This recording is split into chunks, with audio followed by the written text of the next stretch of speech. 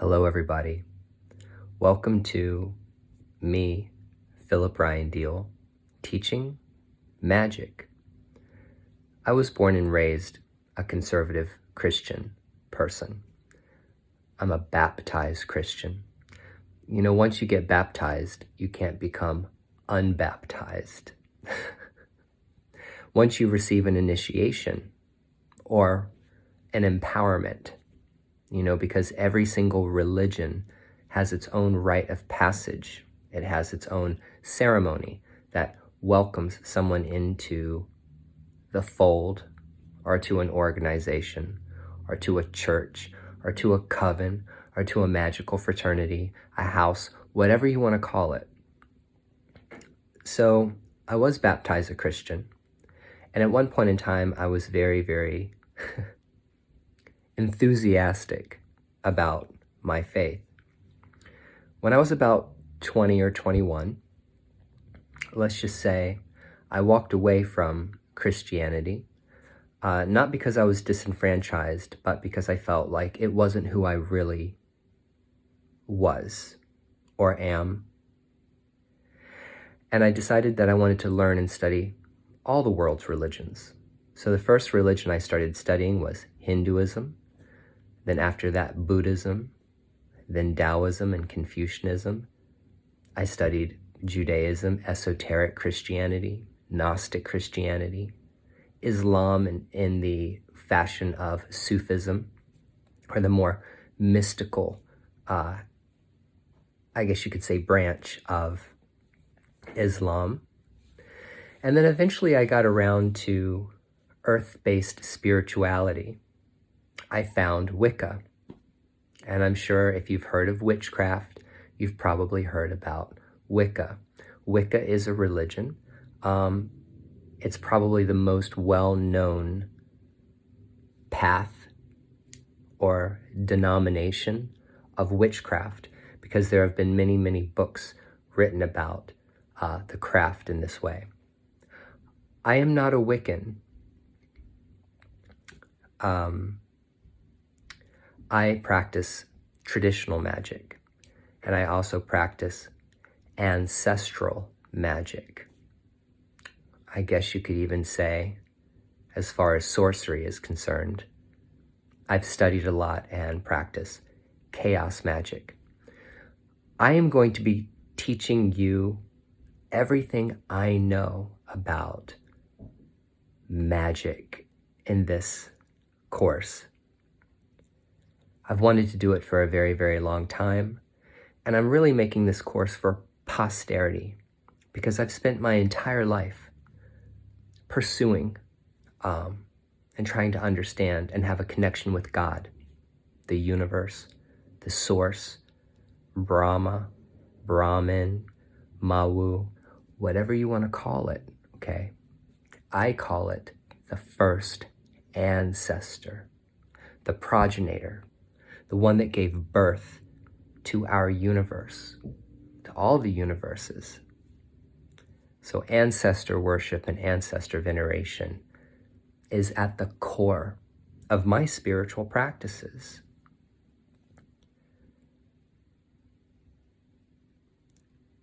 I want to demystify what magic is. And I think I have a very unique perspective on the practice, on religion, and those are things that I want to share with you. So first, this is going to be a series that has multiple videos in it. I don't know how many videos are going to be in it, but we're going to start from the very, very beginning and start moving from there. How about that? First, we need to define exactly what magic is before we get started. Well, I believe that magic is fundamental. I believe that magic is like the Force in Star Wars, right? It is the tension that holds our universe together. It is the quintessential essence of who we are. And magic is practiced in every single religion. If you're a Catholic priest and you go to church and you sanctify and you bless your church and you sanctify and you bless and you do healing work, exorcisms, protection on the members of the congregation, if you do big ceremonial rituals and in a mystical way turn wine into blood and bread into the body of Christ, and you serve this as a Eucharist, that's magic. That's high magic.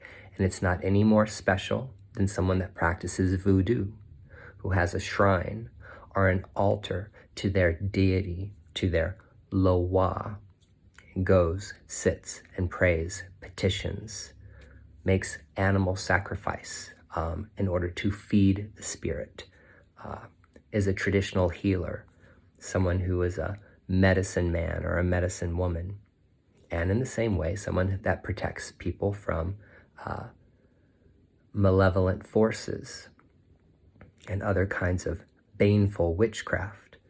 So, and magic, let me just go ahead and take it to another step. Magic is also contained in Hinduism, it's contained in Buddhism, because whenever somebody goes to temple and burns incense and sits down and holds particular mudras or hand symbols and chants mantras over and over and over again to change their vibration or to clear their mind of negative thoughts in order to open themselves up to channel to universal energies, it's all magic. And I don't believe that magic is good or bad, okay? I believe magic is a knife. It's a tool. It can be used as a tool. And that knife can be used to carve a turkey and feed your family Thanksgiving Day meal. Or it can be used to murder someone and stab somebody. But it is about the intention, and it is the way in which you use that knife that is either going to make it good or bad. Although good and bad is very, very relative, and everybody has their own ethics. Everyone has their own morality around magic. That's another very important point. When you're not part of a religion, because even though I've been initiated into religions, I wouldn't consider exactly what I do a religion. I work with spirits of the dead, and I work with spirits of nature, specifically ancestral spirits, my spirit guides, my guardian angel, and some deities that I have come across and honor as part of my tradition. But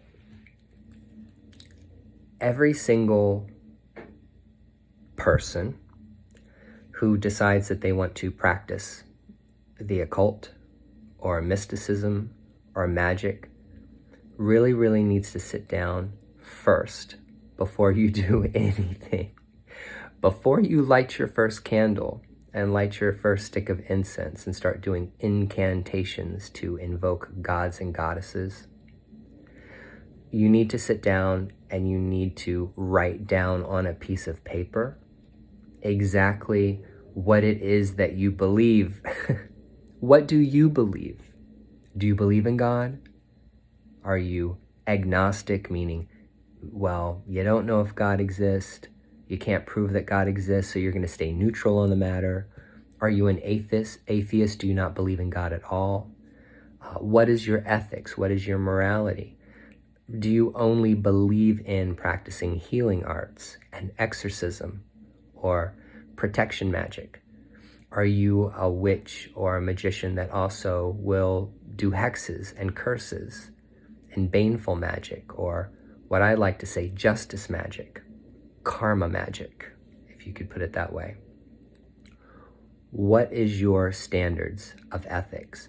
This is something that you must know before going into any of these practices, Because at the end of the day, in these practices, okay, you have to take 100% responsibility for what you do.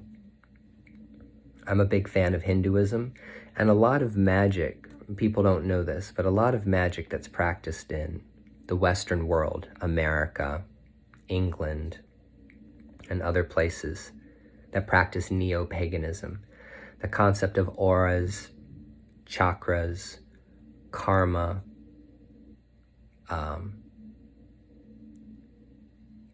incantation, vibration, meditation. A lot of Western occultism stole from or appropriated from India and Hinduism, and also from like Tibetan Buddhism. We're going to get there later. But I'm a huge fan of Hinduism. And in Hinduism, we believe in karma, which is cause and effect. What you do that's good will come back to you eventually.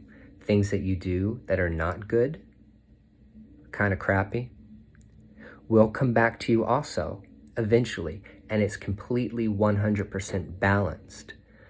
It is impartial in the sense that God or divinity doesn't judge us. That the supreme reality, the supreme deity is neutral and does not judge us. We judge ourselves. Or there are entities that are responsible for keeping track, keeping score on our debts and our credits. So when you come into this life, you come into this life with a certain amount of credits and a certain amount of debts. You live your life, and you're going to try to keep those things balanced. Okay, hopefully you're going to want to or try to do more good in the world than, let's say, negative things or bad things in the world. And then when you die, when you go out, you will also leave with credits and debts. And then when you're reincarnated, well, the whole process starts all over again. So karma, the very simple interpretation for what karma is, according to Eastern religion, is cause and effects. What you do comes back to you. And you might not experience all of those effects in one lifetime. Matter of fact, it could be spread out over multiple lifetimes. So that's something that I believe. And I want to be very, very clear from the very, very beginning of this video series, which is I'm teaching you my magic. I'm going to be really, really, really clear. I am teaching you how I practice magic. I am teaching you what I believe. I am teaching you about Philip Ryan Deal's magic, not someone else's. Okay?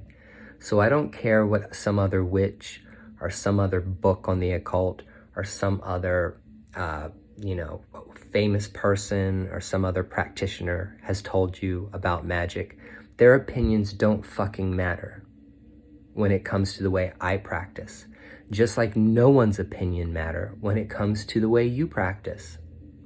No one can tell you how to approach your ancestors, your ancestral spirits, your ancestral deities. No one can tell you how to do that at the end of the day, okay? It's all about you. And also, whether you're practicing magic correctly or practicing it incorrectly still isn't anyone's business. Other people's opinions don't matter when it comes to what you do.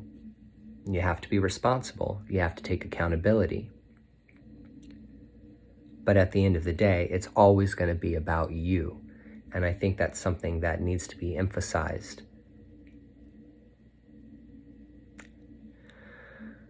In the world of magic, witchcraft, the occult, and sorcery, and everything else. There's two more points that I want to point out to you right now before we take a break. I take a break and then come back and give you another session. It's very, very important that you start a journal. It's very, very important that you immediately pick up a pen and paper and start writing down notes on this course so that you don't have to come back and watch the videos again. I'm the kind of person that only needs to watch a video once, and I can remember everything that I hear. But I also take notes, okay, when it comes to learning. And it's also a great way to reinforce in your mind and your memory exactly what it is that you're learning from this course. 2 things. First, I want to tell you about my ethics, my morality when it comes to practicing magic, just so you are clear. And if you don't like the way I practice, then please, you don't need to take this course. And this is about practicing magic that is both positive and negative, creative, destructive, light and dark, not necessarily good and bad, because good and bad is a construct that we have based on our society and our communities and what we've been taught to believe is right and wrong. And most of us are colonized. That means influenced by Christianity and Judeo-Christian and even Muslim and Semitic belief systems. We need to take a step back from that. My religion is based on nature. And I tell you what, if I got up and I went out into the woods and I found a stick and I, went looking for a bear or some kind of snake, and I found a poisonous snake and I started fucking with it. I started poking it and antagonizing it and getting it mad. If that snake can bite me and defend itself, it will bite to kill me, okay? I'm that fucking snake. So if you push me into a corner or you back me into a corner, don't be surprised if I hit you with witchcraft and magic. And when I come after somebody, I come after them and I let the spirit world take care of them. And whatever happens, happens. Okay? So even though nature is exquisitely beautiful, majestic, it's really, really dangerous. And the spiritual world is dangerous. Let me tell you something about the nature of dealing with the spiritual world. And this will be my final point. The spiritual world is a burning fire. It's like fire dealing with spirits, dealing with the spiritual world. And fire is incredibly useful if you know how to use it responsibly, if you know how to contain it, okay?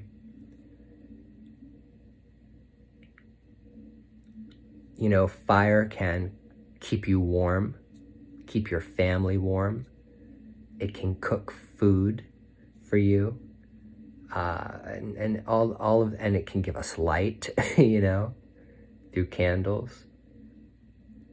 So fire, when it's contained and when it's handled responsibly, it's amazing, right? Fire. But a fire, if it gets out of control and it is not contained, it will burn down your house. It will kill everybody in your house, and it doesn't care whether you're old or young or male or female or gay or straight or a little child or a baby. Fire can rip through an entire forest, a forest fire, and cause massive amounts of destruction. And if it comes around anything that's flammable, it'll blow it up. Okay, so what I'm trying to say is fire is completely is not discriminating at all in the way fire behaves. If you tell a little kid, don't touch fire, it will burn you. If that child is a smart, wise child, it will say, I know whatever mommy or daddy says is good for me, I'm not going to touch that fire because I don't want to get burned. I don't need to touch the fire to know that it's going to hurt me, okay? Some other kid that's really stupid and stubborn and wants to do whatever they want will reach out and they'll touch the fire and they'll burn themselves and they'll fuck around and find out. They will find out because they hurt themselves. And unfortunately, there's a lot of us out there that are stubborn, and we get burned by doing these practices. So it really has to do about taking accountability, responsibility for yourself, and showing the proper respect for what it is that you're dealing with. And I fear that one of the issues with people that practice magic today don't understand the severity of what they do. They don't understand the repercussions that come from doing these things, or what kind of harm can come to them and their family and the world by getting involved in occult practices.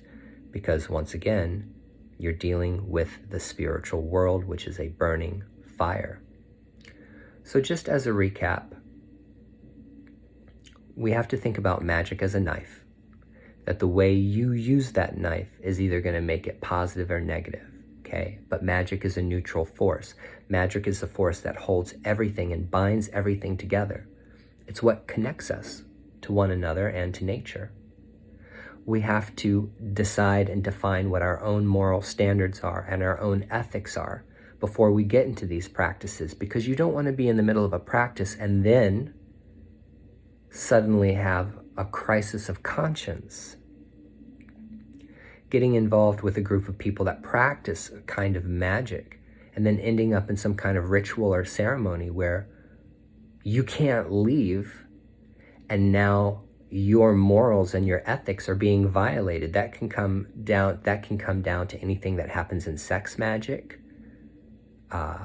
establishing boundaries when it comes to practicing eroticism as part of your mysticism, or even if you are for or against animal sacrifice, or the way in which an animal is handled or treated when it is being sacrificed, okay? These are very important things to think about before you ever get involved, okay? And like I said, the spiritual world is an all-consuming fire. It will take you out, and it don't give a fuck about you, at least in this world. So we're going to keep everything very simple. This is not going to be a course on magic that goes really, really deep into philosophy. We will talk about philosophy. We will talk about religion, comparative religion. But we're going to try to make this course very, very, very practical so that you can learn something about magic and so that you can start practicing it safely and effectively.